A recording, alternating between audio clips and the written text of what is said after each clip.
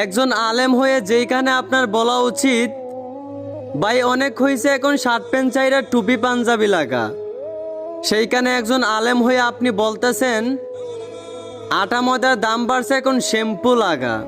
যেই ইসলাম নারীদেরকে পর্দায় থাকার আদেশ করে, সেই ইসলাম ধর্মের মানুষগুলো আজ তাদের বউকে দিয়া সোশ্যাল মিডিয়ায় ভিউ অর্জন করে।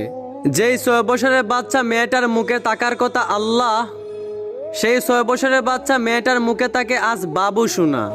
বড্ড আফসোস লাগে, যেইখানে হুজুরদের ভিডিও দেখে মানুষ ইসলামের পথে আসার কথা, সেইখানে আজ কিছু হুজুরদের ভিডিও দেখে মানুষ আরো ইসলাম থেকে দূরে সরে যাচ্ছে।